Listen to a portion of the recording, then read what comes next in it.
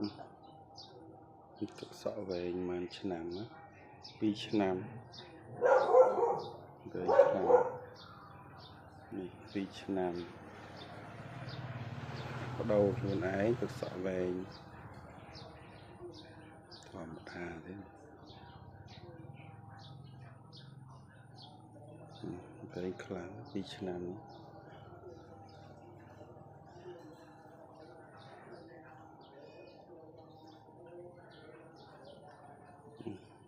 2026នេះកាត់ខ្លីវិញ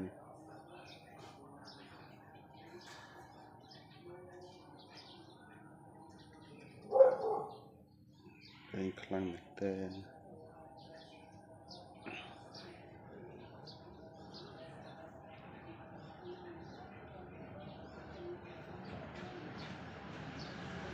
ចងរហូតនេះលេខស្រី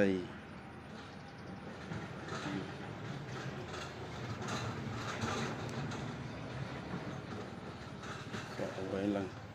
បាល់ដល់ចង់តងោលើងោហងសុយ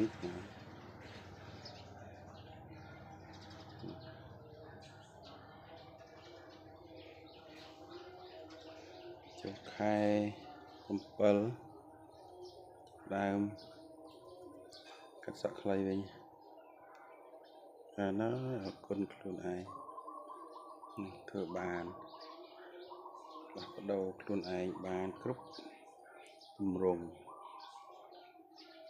ឡើងគីឡូទៀតឥឡូវ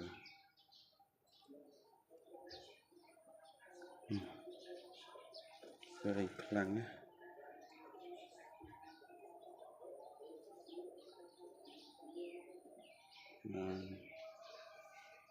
កាត់ខ្លីវិញហើយចាប់នេះ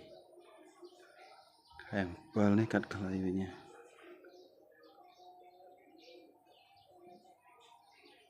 ទុកសក់វែងអត់រួញទេស្លូតស្អាតសក់ខ្លីរួញហ្នឹងមិនមើលណែអត់រួញសោះស្អាត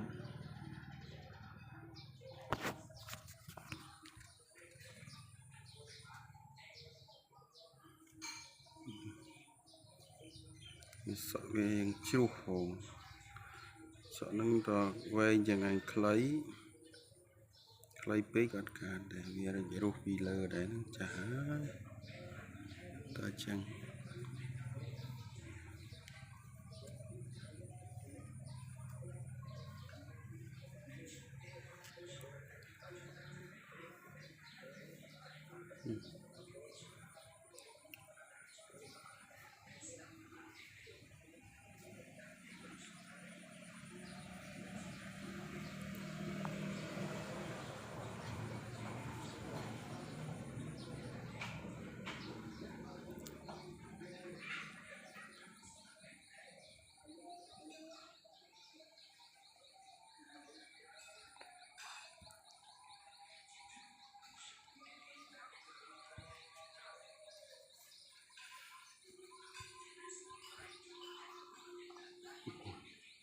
ឡើងគីឡូទៀតហើយនេះ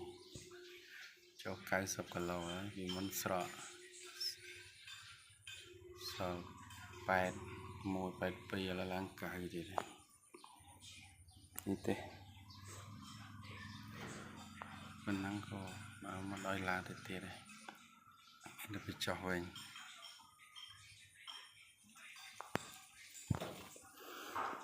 អរគុណខ្លួនឯងហើយផ្លាស់ប្ដូរបានដល់ថ្ងៃនេះតស៊ូដល់ថ្ងៃនេះលះបង់ប្រឹងប្រែងដល់ពេលនេះកូន2ដើម្បីអាជីវភាពគ្រប់យ៉ាងធ្វើបានទាំងអស់ដើម្បីកូនដើម្បីប្រពន្ធទីស្រឡាញ់ជាធ្វើគ្រប់យ៉ាងផ្លាស់ប្ដូរខ្លួនឯង